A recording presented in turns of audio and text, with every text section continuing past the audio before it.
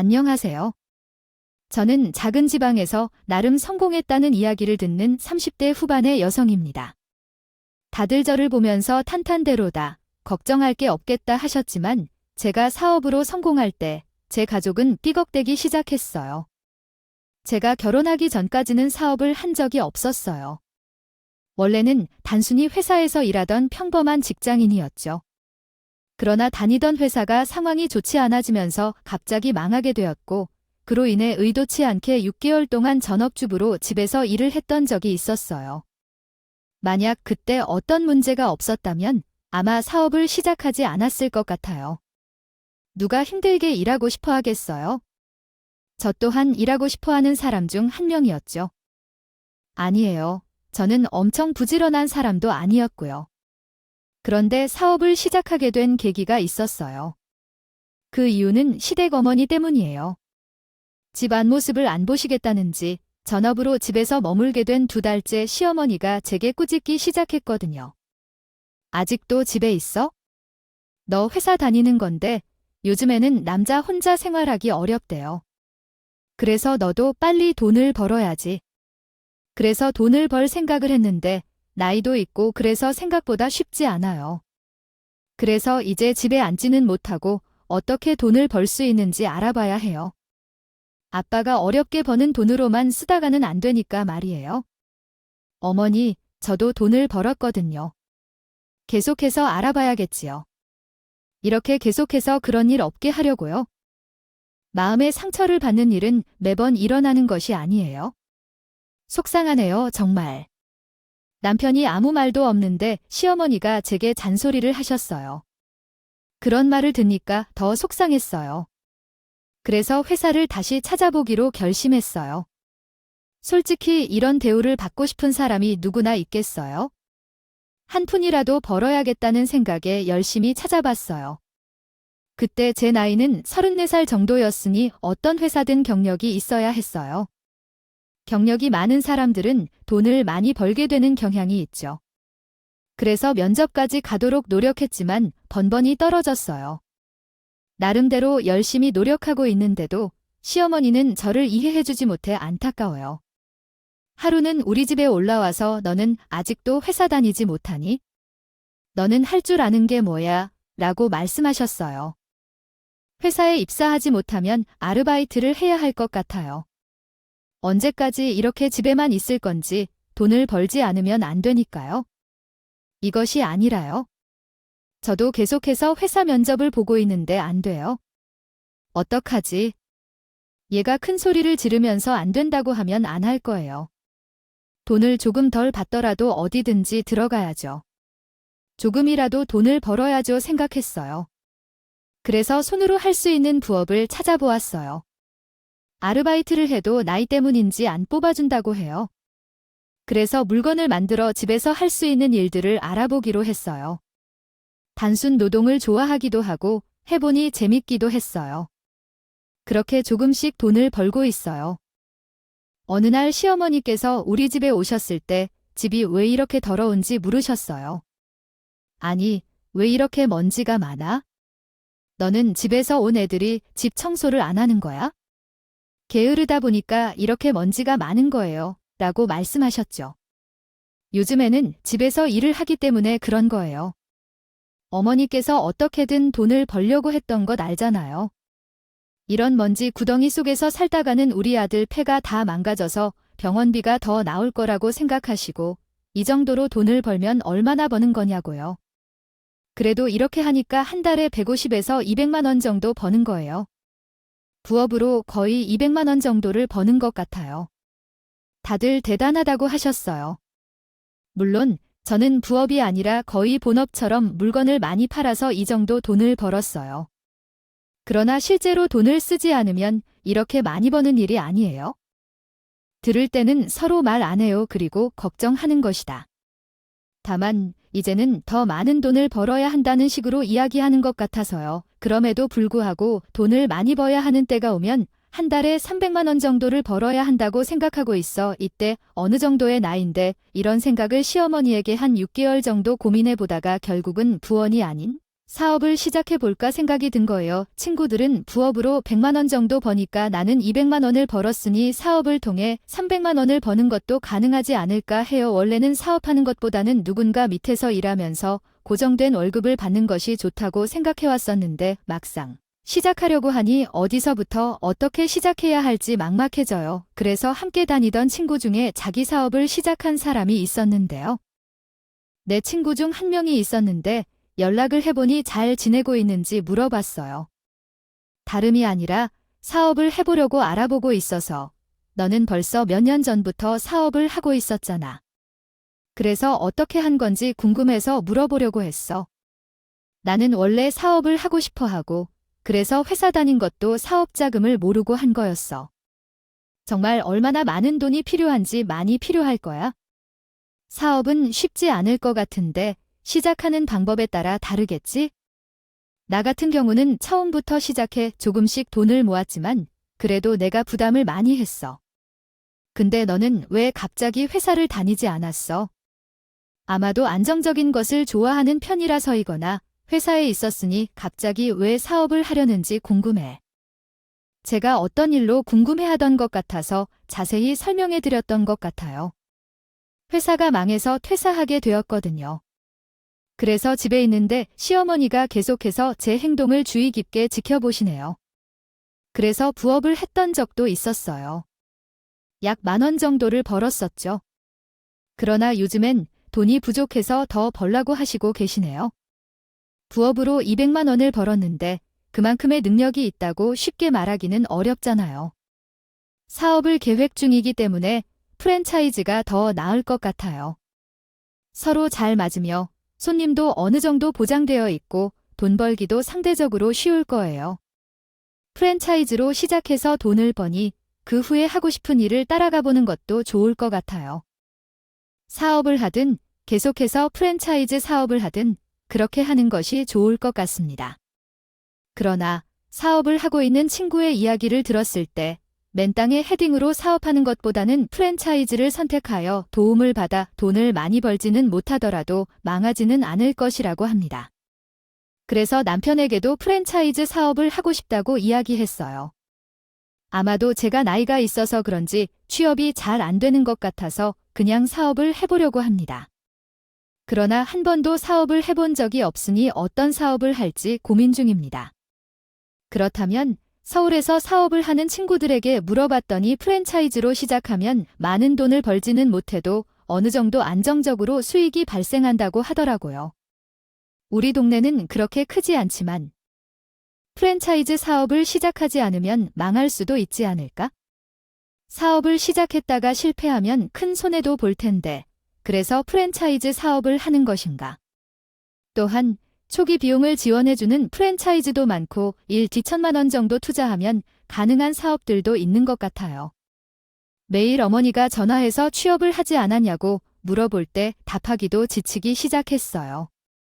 당신은 계속 그런 생각을 하고 있어 큰 돈을 투자하지 않는 사업을 시도해보라는 건가요? 어차피 퇴직금도 받을 수 있고 부업으로 번 돈도 있는데. 아니요. 프랜차이즈 사업을 시작하려 한 것은 다양한 곳을 찾아다니며 상담받고 세심하게 비교해봤어요. 프랜차이즈 종류가 정말 많지만 저는 음식점 사업이 가장 많은 것 같아서 음식점 중심으로 고려해보고 있어요. 알아보았어요.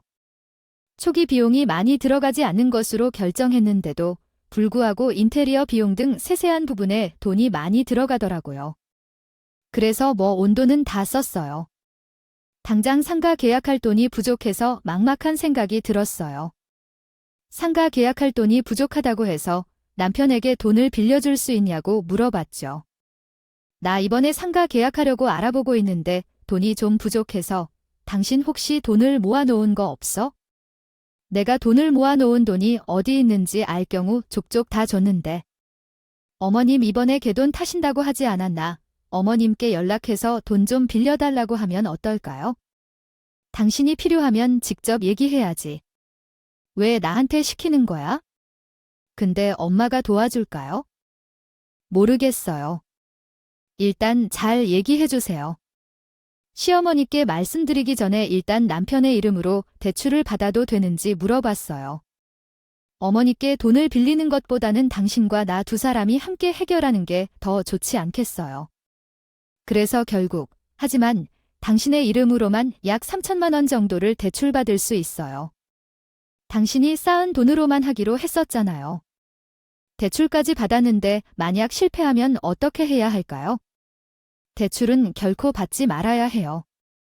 차라리 엄마께 돈을 빌리고 그에 따른 이자를 갚는 게 낫습니다. 남편의 대신으로 대출을 받는 건 결코 안 된다고 밝혀졌어요. 남편이 그렇게 말하니 저도 어찌할 바를 몰라서요. 제가 사업한다는 것도 말하지 않은 상태에서 돈을 빌리겠다고 하면 시끄러워질 것 같아서 걱정도 되지만 지금은 중요한 것은 제가 생각하고 있는 것입니다. 아니에요.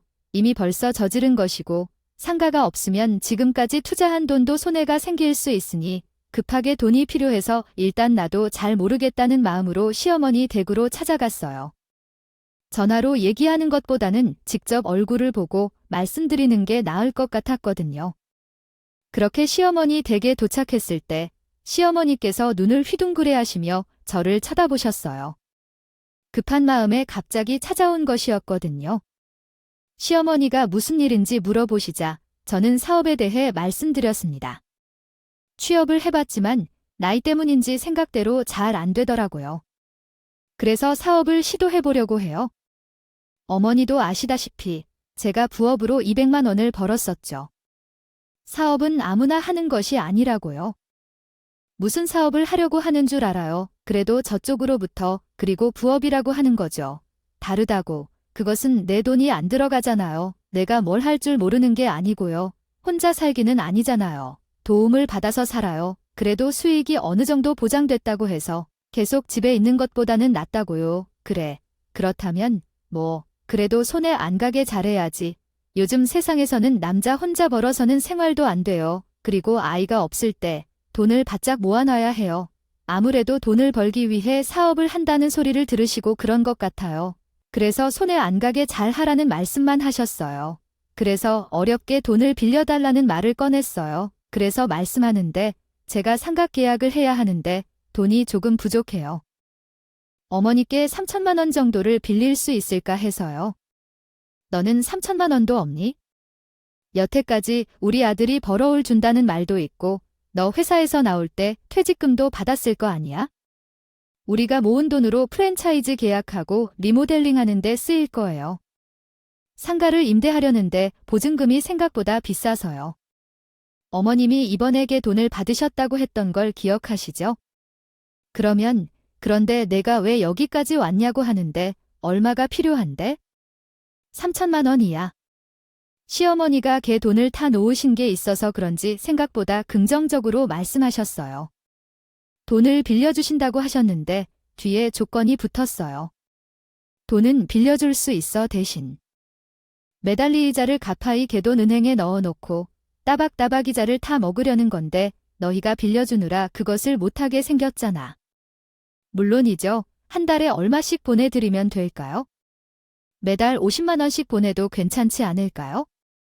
자식들 때문에 내가 아주 등 꼬리 타인에 시작하기도 전에 시어머니한테 매달 50만 원씩 붙일 생각을 하니 숨이 턱 막혔지만 별다른 방법이 없었어요. 그래서 알겠다고 말씀드리고는 시어머니한테 돈을 받아 상가를 계약했어요. 그렇게 하여 프렌즈로 사업을 시작했는데 확실히 익숙한 브랜드라 그런지 생각보다 잘 되더라고요. 그리고 저도 회사를 다녔을 때보다 더 성실하게 일했어요. 아침에 6시부터 7시 사이에 준비를 해서 밤 10시가 되면 문을 닫고 집에 왔다는 거예요. 하루하루 열심히 살다 보니 시작한 달 매출이 800만 원이 되었다고 하더라고요. 물론 모든 수익이 제 수익은 아니었지만 여기서 프랜차이즈 비용과 같은 것을 제외하면 전기세나 세금 등을 빼고 나면 제가 얻는 돈은 약 200만 원 정도였어요. 솔직히 이 정도면 부업을 하는 게 더 낫지 않을까 생각도 했지만 그래도 한번 열심히 해보자는 마음이었어요. 부업은 수익에 한계가 있는 반면에 사업은 그런 제한이 없는 것이죠.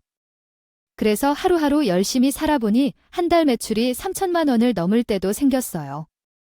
이렇게 보니 내가 사업을 시작해도 괜찮을 것 같다고 느꼈어요.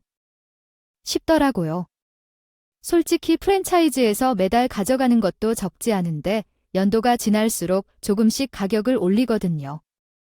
그래서 재료값만 수익의 50%, 60%가 되니까 내가 가져가는 이익이 점점 줄어들었어요. 그래서 지금까지 프랜차이즈에서 배운 것도 있고 내 사업을 시작할 때 내가 더 많이 번 방식으로 시작하고 싶었어요. 그래서 나는 내 가게를 다시 열 준비를 하고 있습니다. 워낙 잘 되는 곳이라 그런지 권리금을 받고 다른 사람에게 넘겼고 그 돈으로 시어머니한테 빌린 돈을 갚으려고 했어요. 어머니께서 예전에 내가 사업하면서 꾸는 돈은 이제 갚으려고 해.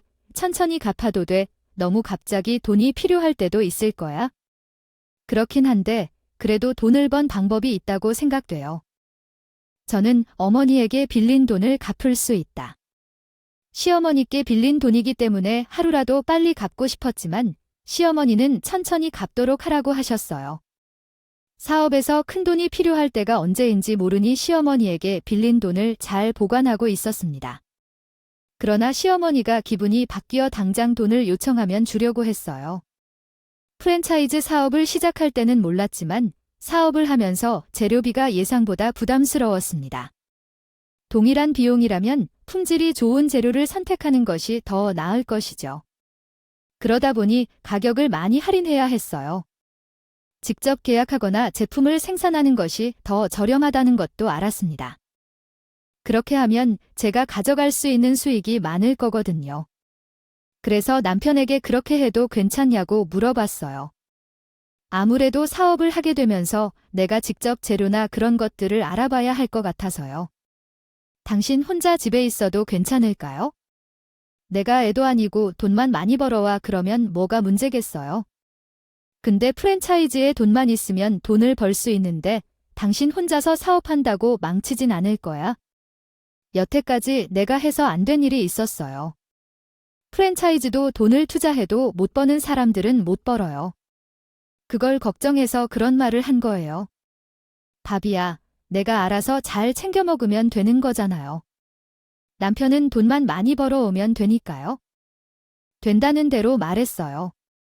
사실 애도 아니고 다 큰 성인인데 제가 신경 쓰는 게 웃길 수도 있었죠. 그렇게 제가 사업 때문에 자주 집을 비우게 되었습니다. 근데 이렇게 집을 비울 때마다 제 사업이 더 잘 되었어요. 그래서 남편도 별로 말을 하지 않았죠. 그런데 지방으로 자주 내려가는 일들이 늘어나서 그런지 시어머니가 저희 집을 자주 찾아오기 시작했어요. 사실 처음에는 그럴 수 있다고 생각했어요. 시어머니가 보기에는 남편이 여전히 아들처럼 느껴질 수도 있으니까요. 그리고 저도 집에 없을 때 당연히 방문할 수 있죠. 하지만 어느 날은 제가 소중히 여기던 소파가 없어졌다는 걸 남편에게 얘기했더라고요. 우리 집 소파가 어디 갔는지 물었잖아요. 그리고 이건 뭐예요? 당신이 사신 거예요. 왜요? 아, 엄마가 우리 소파에 앉아보셨는데 허리도 아프시다고 안 좋으시다고 하셔서 바꿨어요. 어머님이 우리 집에 오시면 얼마나 오시는지도 말씀하셨어야 했는데 그리고 이런 것을 바꾸면 나에게 말을 해야지 알았어요. 엄마가 허리가 아프시다고 하셔서 당신도 불편할 수 있을 거라 생각했거든요. 내가 제일 아끼는 소파인데 뻔히 아는 사실이고 어떻게 나에게 말 한마디 없이 바꾸어 버리실 수 있죠. 제가 잘못했어요. 왜 그런 걸로 성주를 부르나 싶더니 어머님은 제가 아끼는 물건도 버리고 본인 입맛대로 가구를 바꾸며 자리를 바꾸시는 거예요. 제가 남편에게 얘기했음에도 불구하고 그대로 하시더라고요. 한 번, 두 번 그렇게 되니 저도 짜증나네요. 남편에게 한마디 했어요. 요즘 어머니가 우리 집에 너무 자주 오시는 것 아니야? 뭐, 오시는 게 맞긴 한데 그럴 수 있다고 생각하지만 집에 배치나 내 물건들치 고치지 말라고 말씀드렸어. 왜냐하면 엄마가 당신을 괴롭히려고 그렇게 하는 거겠죠? 당신의 집에 신경을 못 쓰니까 우리 엄마가 신경 쓰고 해주시는 거잖아요. 매번 불편하잖아. 어디에 두었는지 몰라서 매번 찾아야 하고 나한테 물어보지도 않고 내 집 물건을 마음대로 만지며 있잖아. 왜 그렇게 하는 거야? 그리고 당신이 집에 얼마나 있든 그게 불편하다. 맞아. 엄마가 우리를 배려하고 오셔서 살림을 도와주시는 거지만 어떻게 만지지 말라고 말씀해 주세요. 처음에는 시어머니께서 어찌됐든 제가 없을 때쯤 오셔서 남편 챙겨주시는 것 같아서 감사하게 생각하고 넘겼어요. 그런데 마음속으로는 언제부터인지 집에 있을 때도 불순순 쓰고 오셔서 이것저것 지시하신다고요. 너는 집에 있으면서 어찌 이래 저래 하는 소리를 하느냐며 얼른 일어나서 이것 좀 치워라고 하셨어요. 어머니, 이번 주 내내 일하느라고 겨우시는 점을 알아주셔야 해요. 그리고 이따 남편이 정리하기로 약속했대요. 아니, 살림은 여자가 해야지. 어디 남편을 지키고 있어 일주일 내내 회사에서 시달리느냐며 시키고 싶니라고도 하셨어요. 어머님, 제가 일주일 내내 일하다 들어온 거예요. 심지어 이번에는 지방에 내려가야 할 일도 많아서 얼마나 힘들었는지 모르겠어요. 아무리 그래도 살림은 여자가 해야지 남자들에게 시켜놓으면 안 돼요. 제 재놀지 못하는 영으로 한번 도와야 돼. 그런다면 처음부터 너가 하는 게 나으니까. 시어머니가 우리 집에 오시는 날에는 나는 쉬지 못하는 날이었어요. 안 그래도 짜증이 나는데 남편이 그 곁에서 시어머니랑 대화하는 게 어떻게 할 거냐고 물어보더라고 해요. 엄마가 이렇게 오셔서 우리 집을 챙겨주는 날은 확실히 집이 얼마나 다르게 변하는지 한눈에 보여. 단숨에 우리 엄마와 함께 살까 엄마도 홀로 사는 거 심심해서 하시던데. 심심하다 함께 하자는 거야. 가끔씩 오시는 것도 스트레스를 받는데. 대체 어떻게 말이야. 당신은 결국 직방에 많이 가고 그래서 집에 자주 없잖아. 그리고 엄마와 함께 살면 당신은 집안일 안 해도 되고 나는 깨끗한 집에서 따뜻한 밥을 먹을 수 있고 남편이 좋겠네요. 자신이 챙겨야 할 것 하나도 없어서 그러니까 가자는 말도 안 되는 소리를 남편에게 했어요. 집에 들어와서 편히 쉴 수 없는 날이 있을지 몰라요. 하지만 제가 있을 때는 어머니가 우리 집에 오지 못하게 하셔요. 당신이 매번 집을 비우니까 우리 엄마가 신경 써주시는 거죠. 단 하루도 참지 못하고 엄마를 보러 오지 말라고 하는 게 맞냐고요. 엄마가 신경 써주신다고 어찌 되었어요? 뭐 어차피 전부 나 혼자 다 해야 하는 일인데요. 그렇다면 당신이 하시든가요? 아니면 어머님이 계속 나한테만 이렇게 하라고 저렇게 하라고 하시려는 겁니까? 당신이 우리 엄마의 말을 얼마나 듣는지도 모르고 엄마가 이렇게 오셔도 집이 깨끗해질 겁니다. 차라리 사람을 대신 써야겠다는 얘기예요. 어머님이 우리 집에 오셔서 우리가 싸우는 일은 한두 번이에요. 남편은 언제부터인가 시어머니와 화해하려는 말을 꺼내기 시작했어요. 저는 절대로 안 된다고 했죠. 그렇게 남편과 몇 차례 대판 싸웠기 때문에 결국 시어머니에게 한마디 했나 봐요. 어느 순간부터는 시어머니가 우리 집에 불쑥 찾아오는 일이 없었어요. 그래서 살만하겠더라고요. 그제야 제 집 같았어요. 매번 집에서 편하게 쉬고 싶어도 시어머니가 계시면 그게 잘 안 돼요. 이제 좀 편해졌나 싶었는데 어느 날 시어머니가 다치셨다는 전화를 하셨죠. 길 가다 발을 헛디딜어서 병원 신세를 지고 있는데 아무래도 혼자 있기가 어려워서 그래요. 너희 집으로 오겠어? 가도 되니 모험도 안 좋을 때 집에 혼자 있으면 힘들겠죠. 다른 것도 아니고 다리가 다치셨다고 해서 알겠다고 했어요. 저는 그래서 당연히 기스라도 하신 줄 알았거든요. 근데 보니까 그냥 다리만 잠깐 하신 것이더라고요. 그래서 제가 이 정도는 괜찮냐고 물어봤죠. 어머님이 정도면 생활하는데 불편하지 않을 것 같은데 너는 무슨 말을 그렇게 속상하게 하니? 너도 내 나이랑 봐라. 삐끗하는 게 괜찮다고 넘길 수 있는 수준이 아니야. 그럼 일주일 정도만 계시는 거예요. 그 정도면 충분하실 것 같아요. 상황을 보니 합리적으로 하자는 남편도 여기 계속해서 얘기를 하네요. 제가 꺼내 이제 시어머니의 심정이 약간 보인다고 해야 할까요? 그래서 제가 일주일 정도만 머물러서 내려가겠다고 말씀드렸어요.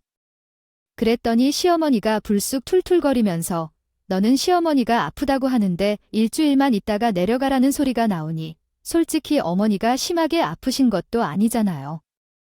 저는 다리라도 부러진 줄 알았어 하면서 그것도 우리 나이에는 부러진 것과 비슷해. 또 어차피 너는 지방에 자주 다니느라 집에도 별로 없는 애가 뭘 그렇게 나를 못 보내서 한숨이 나온다. 어머님이 집에 계시면 아무래도 제가 신경 쓰이는 것도 많아서 집에서 푹 쉴 수가 없거든요. 그리고 이 정도면 그냥 동네 병원에 다니시다가 한의원에서 침을 몇 번 맞으시면 괜찮아질 것 같아요.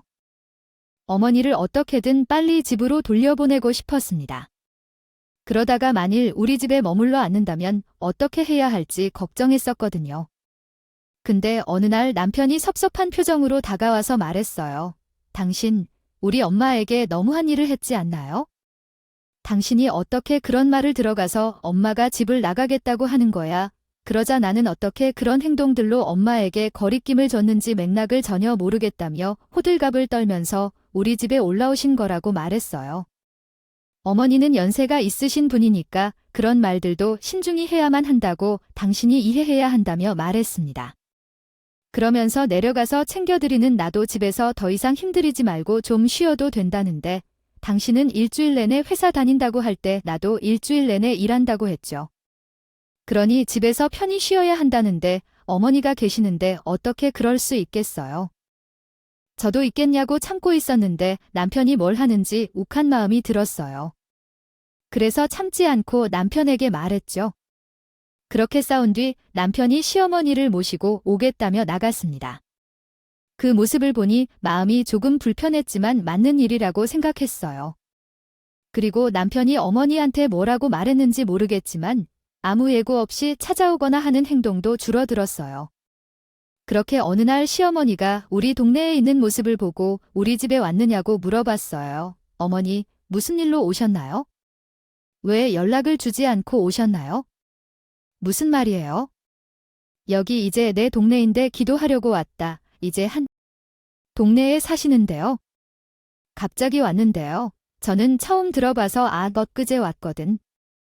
너에게 얘기할까 생각했는데 바쁜 걸 신경 쓸까 봐 일부러 말을 안 했어.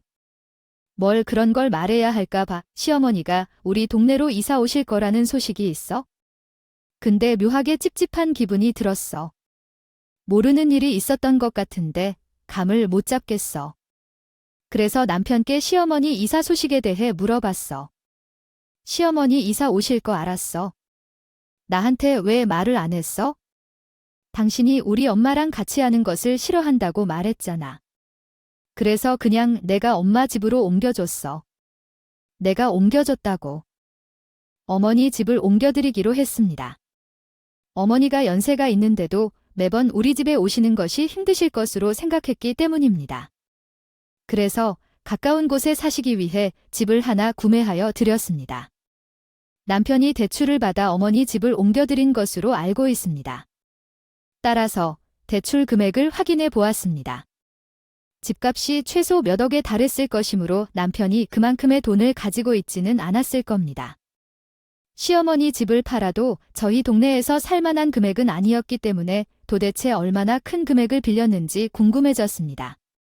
확인 결과 총 3억 원이 대출되어 있었던 것으로 확인되었습니다. 그래서 남편한테 제정신이냐고 소리쳤죠. 당신 지금 정신이 어떻게 됐어? 다른 것도 아니고 어떻게 생각을 해? 그것도 3억이나 아니, 당신 사업하기 도와준 사람은 누구야? 나 아니야. 그리고 당신 회사 잘려서 집에 있을 때 누구를 돈으로 먹고 살았는데 심지어 당신이 가게 할 때 우리 엄마 돈도 들어갔잖아. 어머님이 그때 나한테 얼마 빌려줬는지 몰라. 3천만 원 빌려주셨어. 근데 3억이나 빌리는 게 말이 되네. 내가 그때 돈도 갚는다고 말씀드렸는데 어머님이 거절하셨다고. 그건 모르겠고 어쨌든 당신이 학과 싫다고 해서 엄마 집 옮겨들었으니까 그렇게 하러 당신 대출이자도 좋아서 천천히 갚아도 되겠더라. 당당하게 제 이름으로 대출한 다음에 영업을 제대로 해주세요. 받았다고 말하는 남편한테 기가 찼습니다. 그리고 본인이 번 돈으로 먹고 살았다는 식으로 말하는데 간으로 가져봐도 남편이 제 돈으로 먹고 산 날이 더 많았거든요. 심지어 제 사업이 잘 된 날부터는 저한테 생활비를 안 가져다 줬으니까요. 그때 어차피 우리는 부부인데 누가 돈을 버는 게 뭐가 중요하냐고 생각했거든요. 근데 남편이 계산적으로 나오는 걸 보니 오만정이 다 떨어지더라고요. 그래서 남편한테 대출받은 돈을 당장 가져오라고 소리치며 싸웠습니다.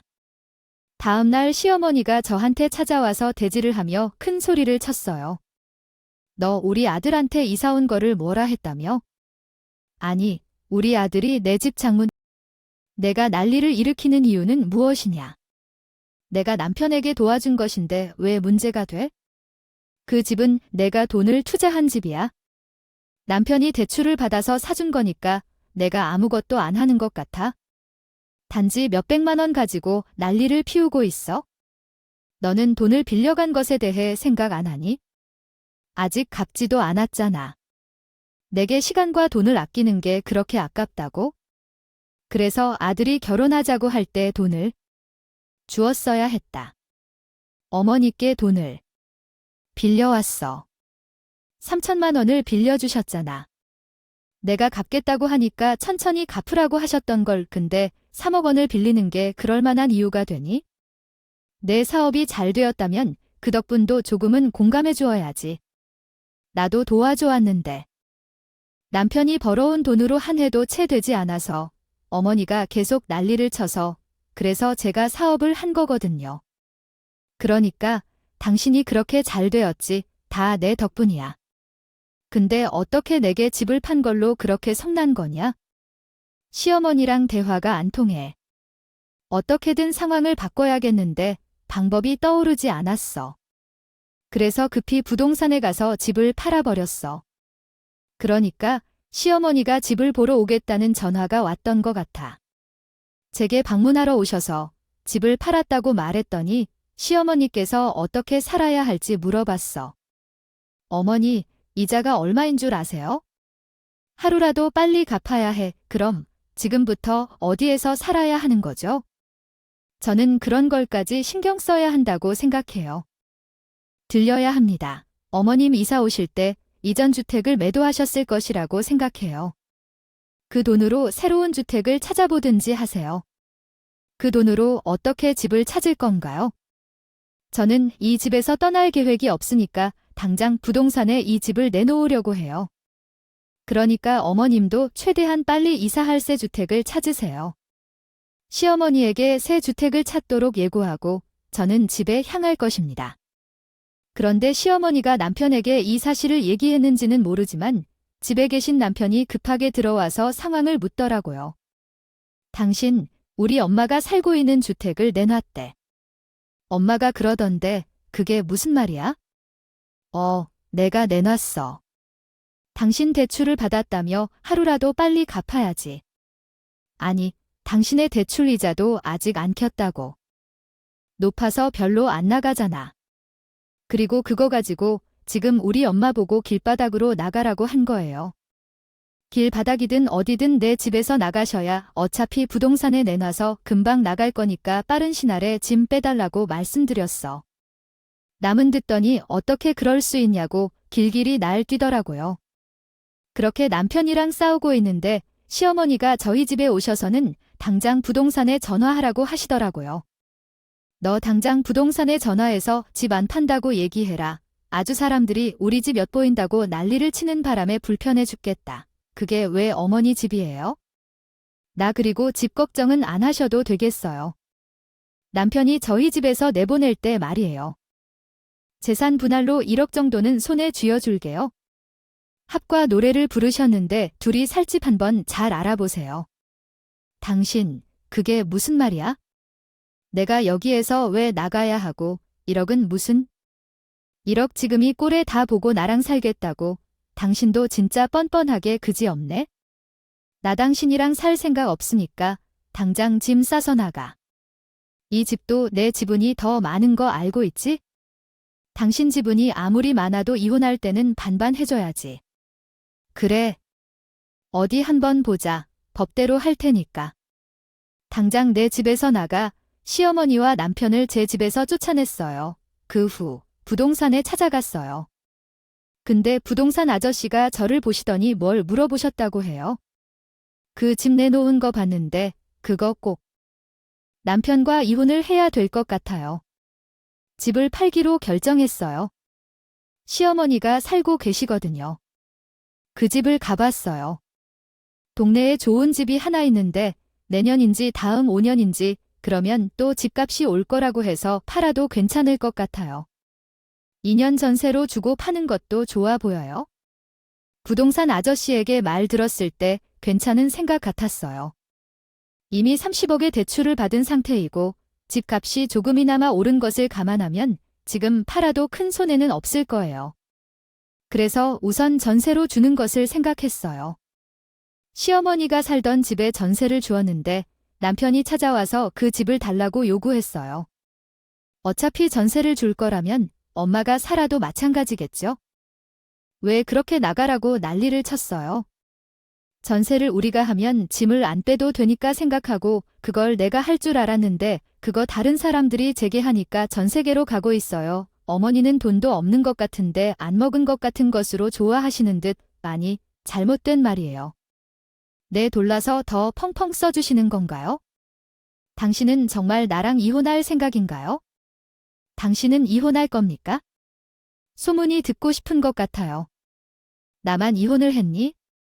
당신은 이혼하지 않는 남자인가요? 아니에요. 요즘 시대는 세대이니까 당신과 40년 더 살아야 할 것 같아요.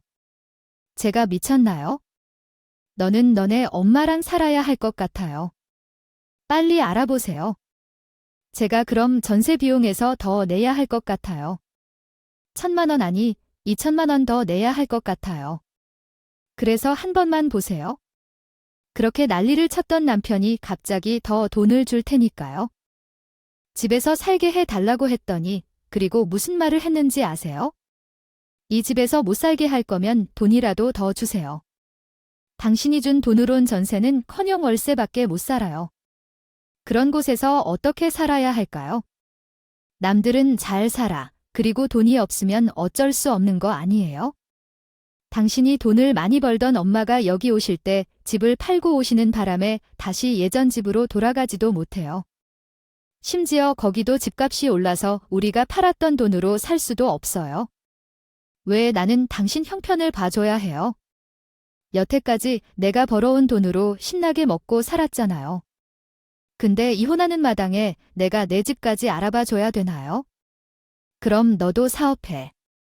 나한테 맨날 사업해서 돈 많이 번다는 식으로요? 말했잖아. 내가 돈을 어디서 벌까 고민하고 있으니까. 당신이랑 이혼하면서 겨우 1억 2천을 받았는데 남편은 처음에는 화를 냈지만 나중에는 저를 설득하려고 하다가 마지막에는 거의 오열하면서 사정을 하더라고요. 하지만 이혼하는 마당에 그 사람이 길가에 누워있다고 해서 뭐가 중요하겠어요. 결국 저는 남편에게 한 푼도 주지 않고 이혼하게 됐습니다. 이혼한 뒤에는 우리 집 근처에 가게 하나를 열었는데 아마 제가 그렇게 하도록 꿰어놓은 거겠지요. 근데 사업하는 분들은 아실 거예요. 누구보다 부지런해야 된다는 걸 말이에요. 근데 남편이나 시어머니는 서로 일하라고 미루기는 했지만 본인들이 일할 생각은 없는 사람들이었어요. 그래서 가게가 잘 될 턱이 있겠어요? 당연히 망했죠. 1년은커녕 6개월도 안 됐나요? 그리고 간판을 내리더라고요. 그거 보니 아주 꼴 좋다는 생각이 들었어요. 나한테 그렇게 돈만 있으면 누구나 하는 사업이라고 하더니 본인들은 1년도 안 돼서 빚만 만들었죠. 부동산에 물어보니 살고 있던 월세도 빼서 이사 갔다고 하더라고요. 돈이 없으니 월세 보증금이라도 빼야죠. 그는 남편이나 시어머니한테 연락은커녕 어떻게 살고 있는지도 못 듣고 있어요. 저는 남편이 사업에 헛돈 쓰고 있을 때 부동산 아저씨 말처럼 호재가 들리더라고요.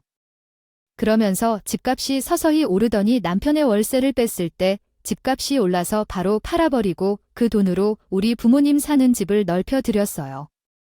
시어머니나 남편이나 왜 그렇게 욕심만 많았을까 싶어요. 그러나 가족이라고 해도 적정선이 있어야 한다고 생각해요. 있잖아요. 황금 마을을 낳는 거인인 절에 놓치고 나서 얼마나 후회할지 생각할 때마다 얼마나 고되겠지 않을까 생각해요. 이제는 부모님만을 신경 쓰며 살려고요. 사실 이혼한 지 2에서 3년 정도 됐으니 저도 다른 사람을 만날 법한데 이제는 다 귀찮아지는 것 같아요. 그래도 언젠가 좋은 인연을 만나 행복해질 거라 믿어요. 이야기를 들어주신 분들께 감사의 말씀을 전하며 마무리하겠습니다. 오늘도 우리 채널에 와주셔서 감사합니다. 앞으로 더 좋은 이야기로 찾아뵙도록 하겠습니다.